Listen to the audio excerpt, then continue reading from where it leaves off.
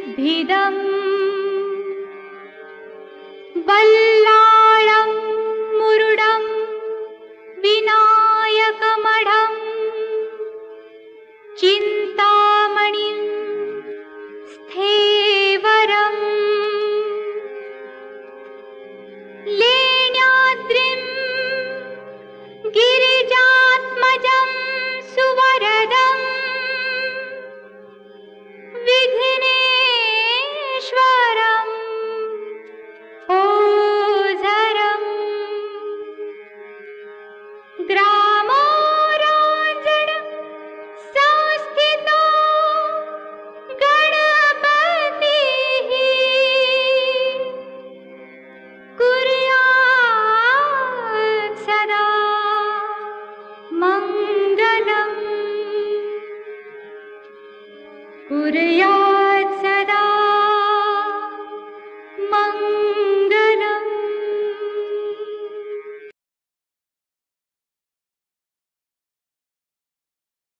Ashtavinayak, 8 temples dedicated to Lord Ganesha, scattered around the Pune and Raigad districts of Maharashtra, India. Moreshwar Temple, located in Morgaon, believed to be the starting point of the Ashtavinayak Yatra. Siddhivinayak Temple, situated in Siddhate, known for its self-manifested idol of Lord Ganesha. Ballaleshwar Temple, located in Pali, the only temple named after a devotee of Lord Ganesha named Balla. Varadvinayak Temple, situated in Mahad, known for fulfilling the wishes of its devotee. Chintamani Temple, located in Thevur, associated with a legend where Lord Ganesha retrieved a precious jewel, Chintamani, for a devotee. Girijatmash Temple, situated on the Lenyadri mountain range, the only temple that is carved out of a mountain cave. Vigneshwar Temple, located in Ojhar, believed to have been visited by Lord Brahma and Lord Vishnu. Mahaganpati Temple, situated in Ranjanagaon, considered to be the most powerful among the Ashtavinayak temples.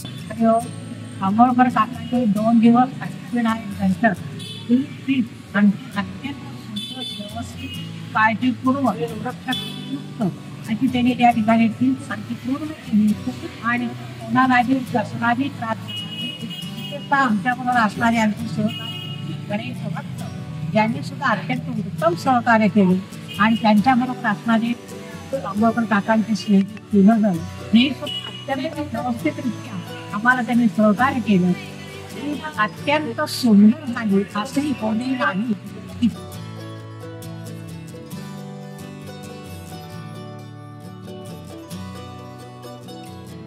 अष्टविनायकातील 8 गणपतीमधील पहिला गणपती म्हणजे मोरगावचा मयुरेश्वर. चला तर आपण मयुरेश्वराचे दर्शन घेऊया.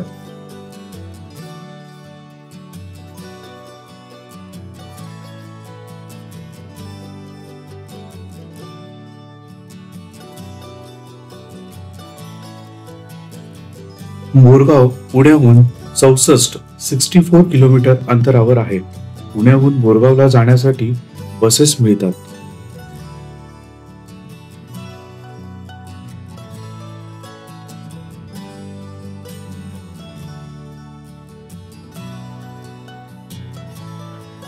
अष्टविनायकाच्या ठिकाणात मोरगाव हे प्रमुख समजले जाते. मोरगाव हे पुणे जिल्ह्यात बारामती तालुक्यात आहे. याला भुस्वानंद भुवन असे म्हणतात. एकेकाळी या गावाच्या आसपास मोर खूप प्रमाणात होते आणि गावाचा आकार मोराच्या आकारासारखा आहे.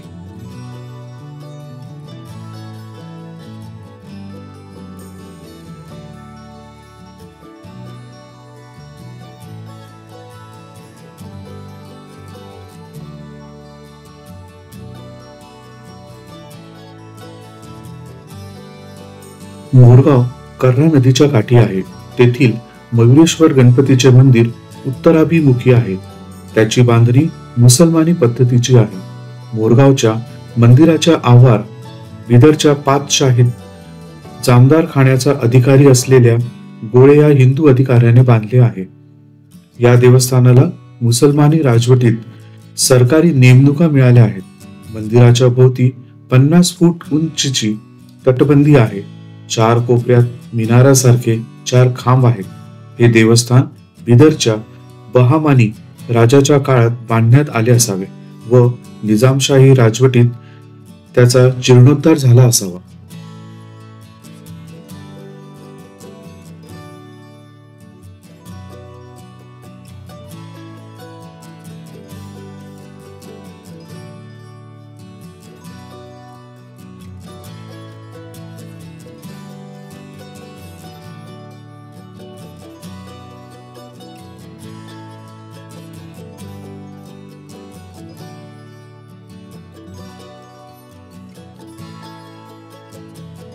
मोरगावच्या गणपती समोर एक नंदीही आहे.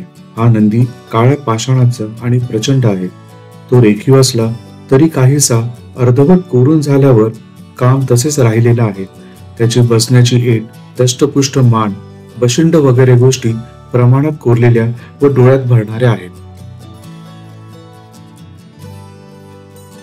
सभामंडपात आल्यावर समोर देवाचा गाभारा आहे. गाभाऱ्यात मयुरेश्वराची डाव्या सोंडेची पैठी मूर्ती आहे. मयुरेश्वराच्या सर्व अंगाला शेंदूर लावलेला आहे. डोळ्यात आणि बेंबीत हिरे चमकत आहेत. देवाच्या मस्तकावर नागराजाने फणा पसरलेला आहे.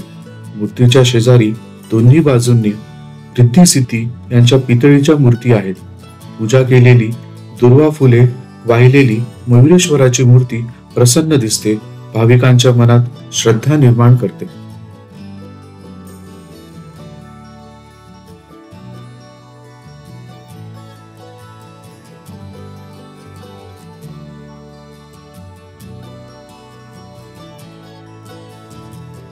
दुसरा गणपती म्हणजे सिद्धिटेकचा सिद्धिविनायक. भीमा नदीच्या काठी सिद्धिविनायकाचे प्रसिद्ध ठिकाण आहे. पुण्याहून बसने सिद्धटेकला जाता येते. हे अंतर सुमारे 107 किलोमीटर आहे.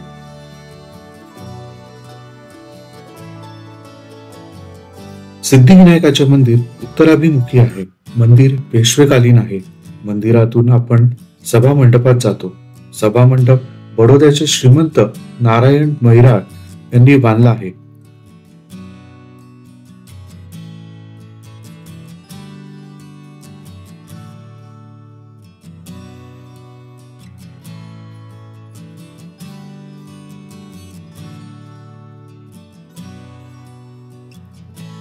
आत उंचीवर गाभारा आहे.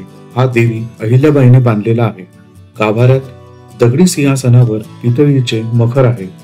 मखरात आसन मांडलेली, सिंदूर लावलेली उजव्या सोंडेची सिद्धिविनायकाची मूर्ती पाहून आपले हात जोडले जातात. जवळच शंकर, शिवाई व विष्णू यांची छोटी देवळे आहेत.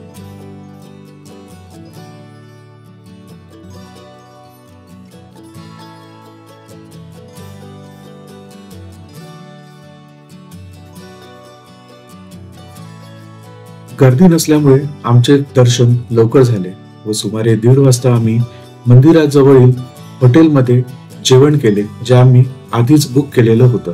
जेवणामध्ये शुद्ध शाकाहारी व गोड अशा प्रकारे चांगले जेवण होते.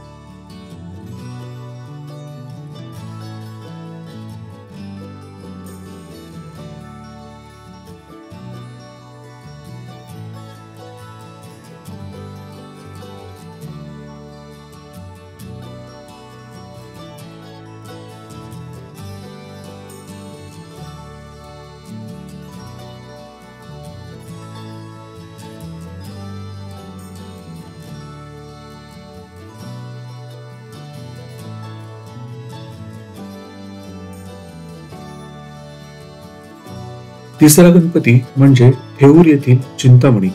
थोरले माधवराव पेशवे आणि सती रमाबाई यांच्या वृंदावनामुळे अष्टविनायकांपैकी थेऊर हे ठिकाण विशेष प्रसिद्ध आहे.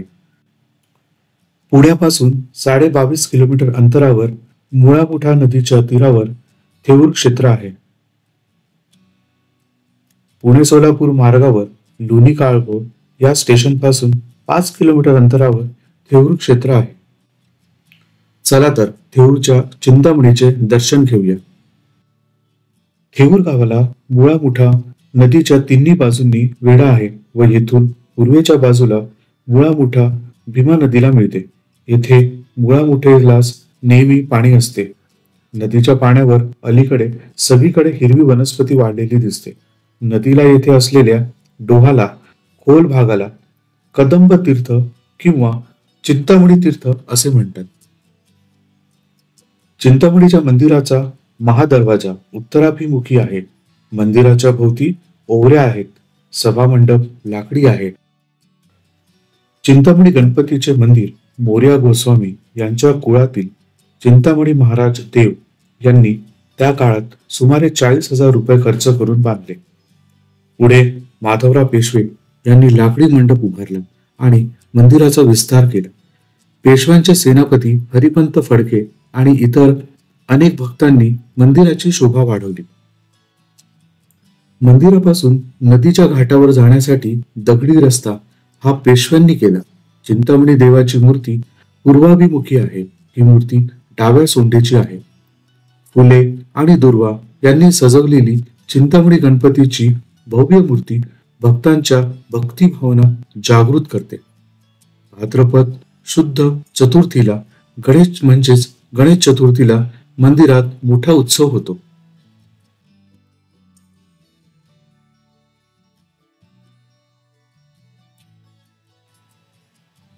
चौथा गणपती म्हणजे रांजणगाव येथील महागणपती. रांजणगाव हे पुणे जिल्ह्यात शिरूर तालुक्यात पुणे अहिल्यानगर रस्त्यावर आहे. हे पुण्यापासून सुमारे 50 किलोमीटर अंतरावर आहे. चला तर रांजणगावच्या महागणपतीचे दर्शन घेऊया. महागणपतीचे मंदिर पूर्वाभिमुखी आहे. सभामंडप सरदार किबे आणि गाभारा माधवराव पेशवे यांनी बांधला आहे. बांधकामात उत्तम दिशा ध्यान साधले असल्यामुळे उत्तरायण आणि दक्षिणायन यांच्या मध्यकाळात सूर्याचे किरणे नेमके महागणपतीच्या मूर्तीवर पडतात. अशा वेळी शेंदूर लावलेली महागणपतीची मूर्ती अधिकच आकर्षक दिसते. सभामंडपातून आत गेल्यावर गाभाऱ्यात गणपतीची डाव्या सोंडेची आसन मांडी घातलेली मूर्ती आहे. मूर्तीचे कपाळ रुंद आहे. मूर्तीच्या दोन्ही बाजूंना रिद्धी सिद्धी आहेत. भाद्रपद शुद्ध चतुर्थीला म्हणजे गणेश चतुर्थीला येथे मोठा उत्सव होतो.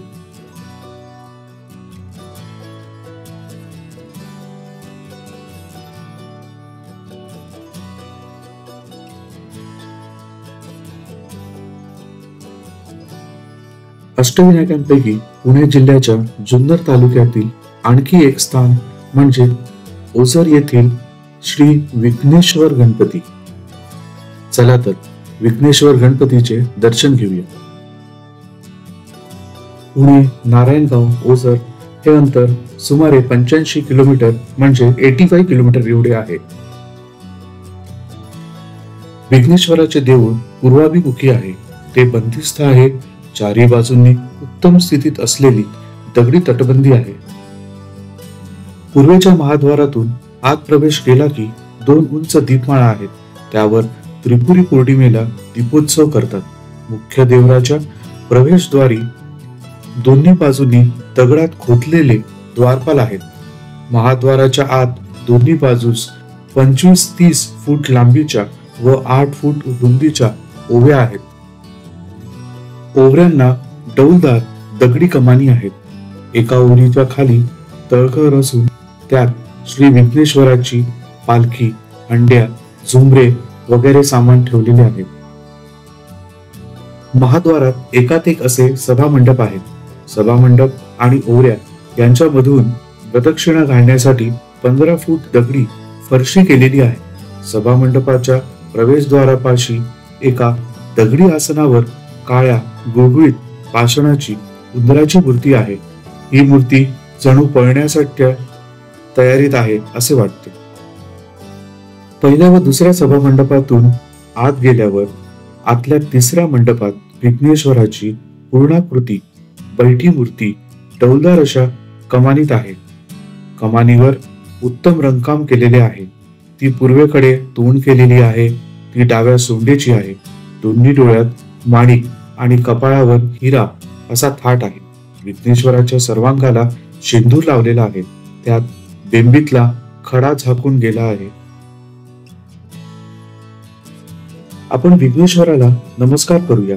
येथे भाद्रपद शुद्ध चतुर्थीला गणेशोत्सव साजरा करतात.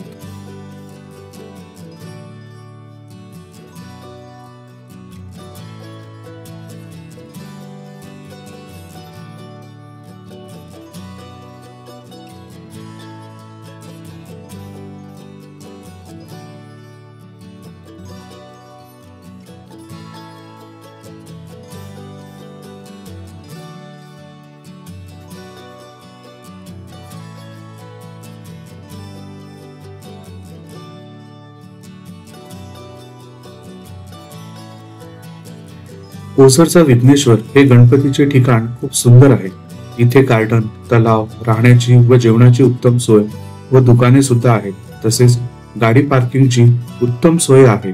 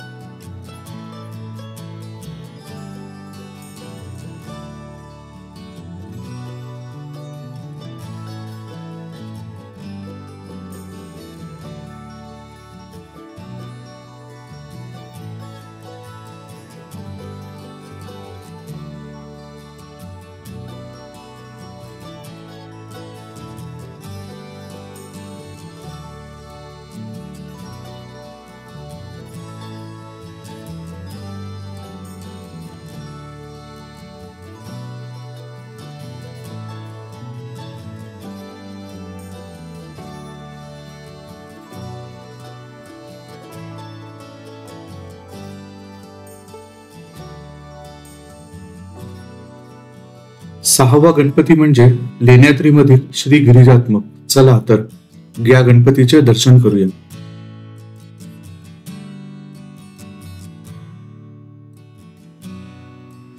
लेण्याद्रीला आम्ही रात्री सुमारे 9 वाजता पोहोचलो.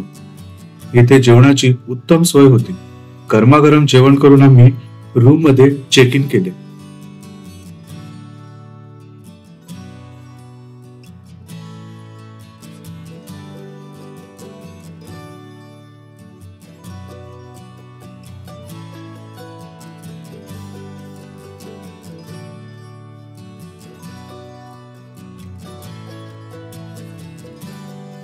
हॉटेल रूम मध्ये प्रशस्त बेड, टीव्ही, गरम पाण्याची सोय होती. दिवसाच्या प्रवासाने थकलेलो असल्यामुळे आम्ही लवकर झोपलो व सकाळी 6 वाजता लेण्याद्रीमधील गिरिजात्मक गणपतीच्या दर्शनाला निघालो.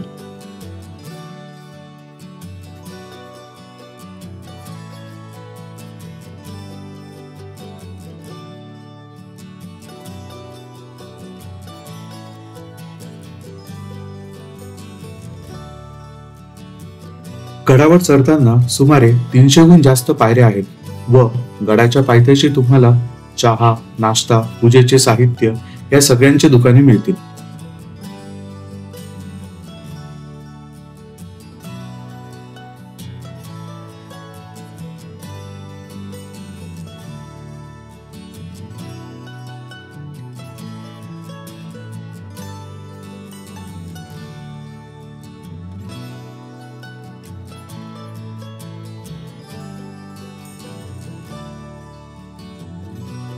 गडावर जाण्यासाठी डोलीची सोय सुद्धा आहे.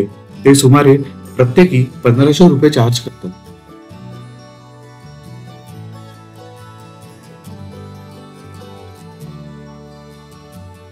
वाटेत तुम्हाला बंदरं सुद्धा मिळतील.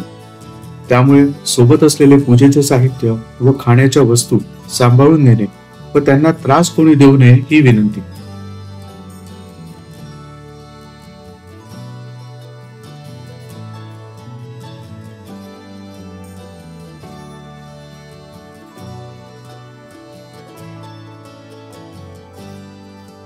लेण्याद्रीच्या गिरिजात्मक गणपतीची प्रतिमा असलेले सभामंडपासारखे दालन प्रशस्त आहे.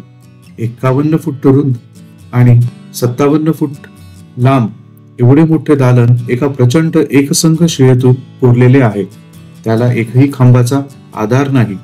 एवढे प्रशस्त दालन महाराष्ट्रातील लेण्यात क्वचितच असेल. येथून भोवतालचे दृश्य फार रम्य दिसते. समोरच नदीचा प्रवाह आणि तिच्या काठची बसलेले जुन्नर गावाची बस्ती दिसते. समोर डोंगरात गणेश मूर्ती आहे. ती ओबडधोबड आहे. असे सांगतात की गिरिजात्मक गणेश भक्तांकडे पाठ करून बसला आहे. त्याचे मुख पलीकडच्या डोंगरात आहे. त्या बाजूने गिरिजात्मकाचे मुख शोधून काढण्यास अनेक भक्तांनी, नाना फडणीसांनी यांनीही प्रयत्न केले, पण अनेक अडचणी येऊन ते प्रयत्न सोडून द्यावे लागले. आता लेण्यात दिसणाऱ्या गिरिजात्मकाच्या पाठेच्या आकृतीची पूजा करावी लागते.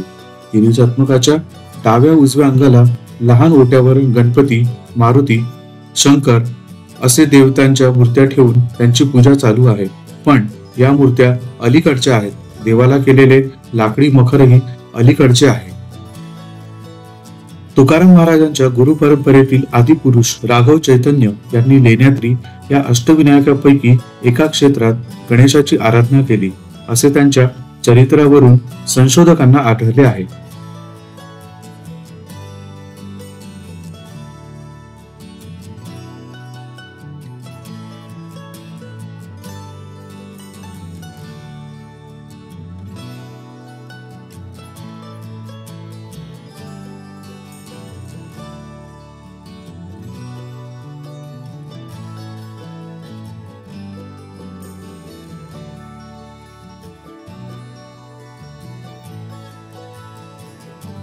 गडावरून खाली आल्यानंतर आम्ही चहा व नाश्ता करून पुढील प्रवासाला सुरुवात केली.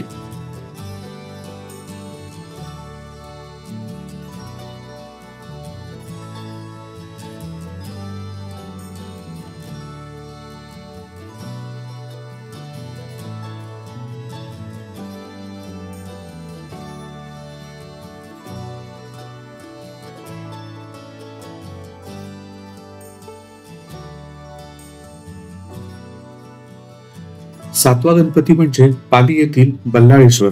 रायगड जिल्ह्यातील सुधागड तालुक्यातील पाली येथील बल्लाळेश्वर हा अष्टविनायकातील शास्त्रोक्त पद्धतीने तिसरा गणपती होय.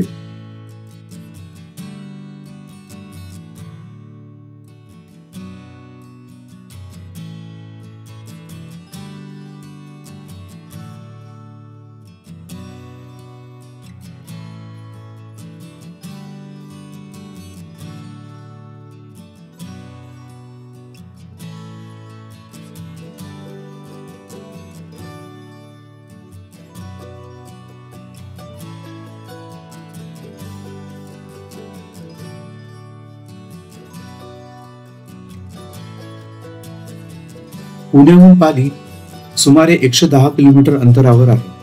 कर्जत रेल्वे स्टेशन पासून पाली सुमारे 30 किलोमीटर आहे. पुणे, कर्जत, खोपोली, पनवेल येथून पालीला बसने जाण्याची सोय आहे.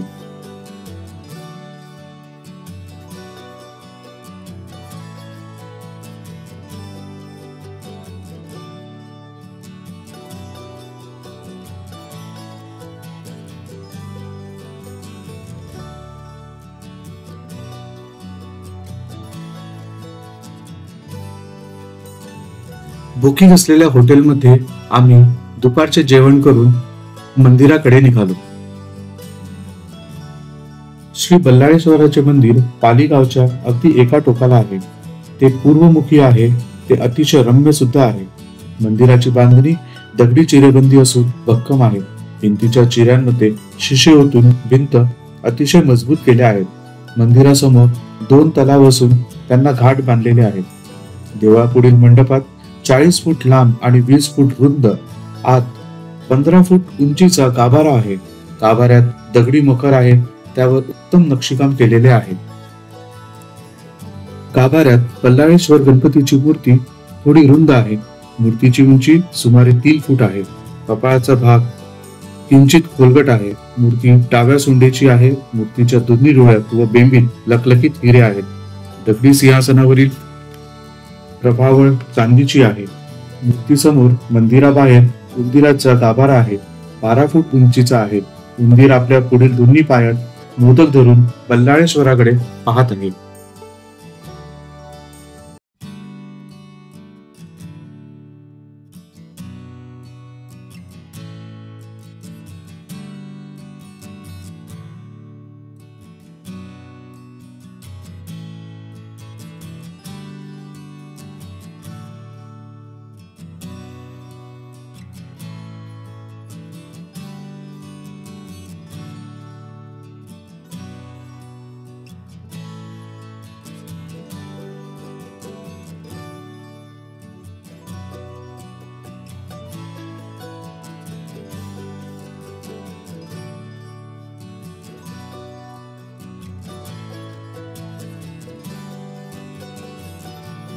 अष्टविनायकापैकी श्री वरद विनायकाचे स्थान म्हणजे रायगड जिल्ह्यातील खालापूर तालुक्यात महड येथे आहे. महड येथील वरद विनायकाचे मंदिर पूर्वामुखी आहे. मंदिर बाहेरून कौलारू घरासारखे दिसते. आत मुख्य देऊळ कोरीव दगडांचे आहे. देवळाच्या चारी बाजूंनी हत्तीच्या मूर्ती कोरलेल्या आहेत व मूर्ती डाव्या सोंडेची आहे. श्री वरद विनायकाच्या जन्माचा मुख्य उत्सव माघ शुद्ध चतुर्थीला असतो. त्यावेळी 5 दिवस आणि भाद्रपदातील पहिले 5 दिवस असा येथे उत्सव होतो.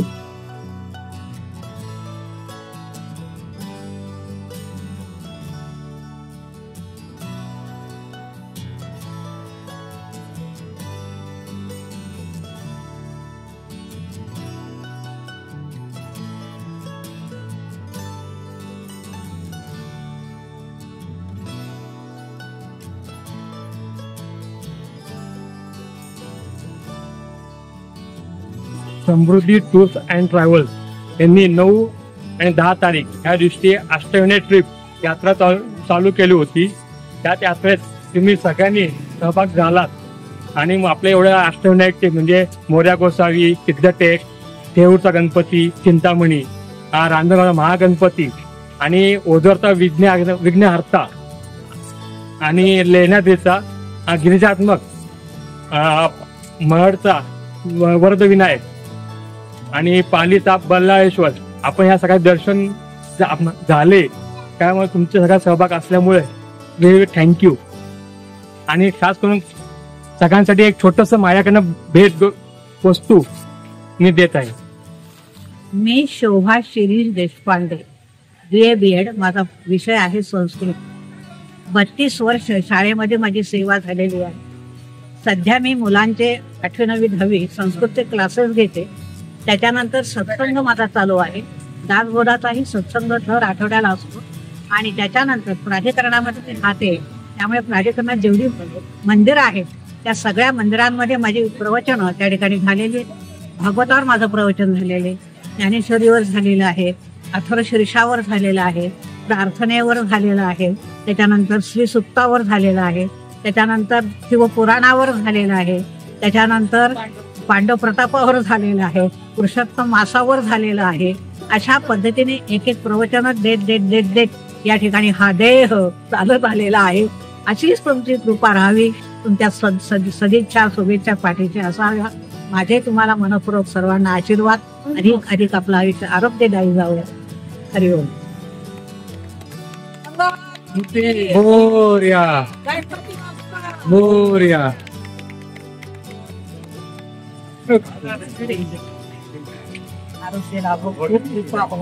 असंगोहम असंगोहम असंगोहम पुनः पुनः सच्चिदानन्दरूपोऽहम् अहमेवाहमव्ययः अहमेवाहमव्ययः.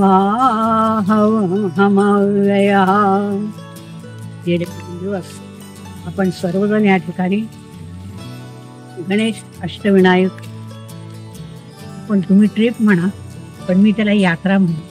कारण आता आमच्या वयाला ही आध्यात्मिक यात्रा ही अतिशय महत्त्वाची. कारण एकदा मुलं मोठी झाली, नातवंड पतवंड झाले की आई वडिलांनी संसारातनं लक्ष बाहेर काढावं अशी समाजाची रीत आहे. ती पाळावी सगळ्यांनी. आणि त्या दृष्टीने आता आपल्याला उतरता वयात काय करता येईल, किती यात्रा करता येतील, किती जणांना आपल्याला मदत करता येईल याचा विचार जीवाने करणं अत्यंत आवश्यक आहे. ती संधी आम्हाला समृद्धी टूर ड्रायव्हर्स म्हणजे या काकांनी आज आपल्या ठिकाणी आपल्याकडनं घडवून घेतली. आपण अष्टविनायकाचं दर्शन घेतलं याच्यात काही शंका नाही, पण खरे बघितले तर हे 3 समोर बसणारे आपले त्रिदेव हे अष्टविनायकामधलेच आहेत बरं. यांच्यामुळेच काय झाले की आपली ट्रिप या ठिकाणी अत्यंत यशस्वी झाली आणि तुम्ही सगळे जणांनी अत्यंत सहकार्य सुंदर केलं. मी परवाच म्हटलं तर तुम्हाला की सगळा वर्ग हा तरुण वर्ग आहे, मीच मात्र काय आहे की ज्येष्ठ महिला आहे. पण मला सर्वांनी या ठिकाणी अत्यंत प्रेमाने सांभाळून घेतलं आणि अत्यंत व्यवस्थितरित्या सहकार्य केलं. सगळी दर्शनं अत्यंत व्यवस्थित झाली, अंतःकरण अत्यंत तृप्त झालं. याचं सगळं श्रेय या ठिकाणी या काकांना आहे त्यांच्याकडनं अधिक कृपा या ठिकाणी व्हाव्यात, त्यांना अधिक उत्तम असं आरोग्य प्राप्त व्हावं ही भगवंताच्या चरणी काय आहे मनापासून प्रार्थना. आणि तुम्हा सर्वांनाही अधिक चांगलं आरोग्य प्राप्त व्हावं, पुढचं तुमचं आयुष्य अत्यंत सुखदायी जावं आणि सातत्याने या टूर ट्रॅव्हल्स मध्ये पुन्हा सातत्याने यावं अशी प्रत्येकाला काय आहे आग्रहाची विनंती आहे. शेवटचा एक श्लोक फक्त म्हणणार आहे. सर्वेत्र सुखिनः सन्तु सर्वे सन्तु निरामयः सर्वे भद्राणि पश्यन्तु मा कश्चित् दुःखभाग् भवेत्. ओम शांती शांती शांती. हरि ओम. समृद्धी टूर्स अँड ट्रॅव्हल्सची नियोजन आणि नियोजन अगदी सुंदर असतं. कुठल्याही प्रकारचा त्रास होत नाही नियोजनामध्ये आणि काळजीपूर्वक सगळ्यांचं काळजी घेतली जाते सगळ्यांची आणि जेवणाची आणि राहण्याची अतिउत्तम सोय असते. मी ज्योती सुनील चौरे. प्रॉपर राहणार आम्ही नागपूरचे आहोत, पण आम्ही पुण्याला आलेलो आहोत. पण समृद्धी टूर अँड ट्रॅव्हल्स मध्ये आम्हाला अष्टविनायकाची यात्रा करण्याचं सौभाग्य मला लाभलेलं आहे आणि ही यात्रा खूप सुंदर झालेली आहे. आमच्या सोबत जे सहकारी होते ते अत्यंत कॉपरेटिव्ह होते, सपोर्टेड होते आणि आमची जी यात्रा आहे ही खूप छान झालेली आहे. आम्ही अगदी कुठल्याही प्रकारची अडचण न येता, कुठल्याही प्रकारचा अगदी त्रास न होता, आमच्या यात्रेमध्ये छोटंसं बाळ पण होतं, एक आजी पण होत्या, पण आमची यात्रा खूप छान झालेली आहे आणि अजिबात कुठल्याही प्रकारचा आम्हाला त्रास झालेला नाही आहे. त्यामुळे या ट्रॅव्हलचं धन्यवाद करते मी माझ्याकडनं. नमस्कार, माझं नाव प्रीती ओमप्रकाश शर्मा. सागर तांबोळकर सरांनी जी अष्टविनायकची ट्रिप ऑर्गनाईज केली होती त्यामध्ये आम्ही 9 आणि 10 तारखेमध्ये आम्ही अष्टविनायकच्या ट्रिपसाठी होतो. सगळे एकंदर पाहता ट्रिप अतिशय उत्तम प्रकारे ऑर्गनाईज केलेली होती. अगदी 9 तारखेला 5 गणपतींचे म्हणजे अष्टविनायकपैकी 5 गणपतीचे दर्शन झाले. 10 तारखेला 3 गणपतींचे दर्शन झाले. लेण्याद्रीचा गणपती हा अति उंचावर असल्यामुळे छोटं बाळ असल्यामुळे थोडीसा प्रॉब्लेम झाला, पण त्यातही सगळ्या टीमने फार मदत केली. खाण्याची सोय, राहण्याची सोय ही अतिशय उत्तम होती. ऑल द बेस्ट तांबोळकर सरांना त्यांच्या पुढच्या जर्नीसाठी. त्यांनी अशाच ट्रिप ऑर्गनाईज कराव्यात, आम्हाला व्हॉट्सअप ग्रुपवर सेंड कराव्यात. आम्ही नक्की त्याचा पूर्ण लाभ घेऊ. थँक्यू. मैं नीना शर्मा. मतलब मेरा 12 साल के पहले का नवस था, पर मुझे मालूम नहीं था मुझे कैसे जाना है. पर वो एक दिन ऐसे नहीं क्या मालूम पड़ा कि दादा की टूर जाते हैं और टूर से बहुत अच्छा सब होता है. हम लोग मैं भी गई इनके साथ में और बहुत अच्छा से मेरा सब पार पड़ गया. इसके लिए दादा को थैंक यू सो मच. और आगे जाएंगे तो मैं आगे भी उनके साथ जाऊंगी, मुझे भी मालूम पड़ता है.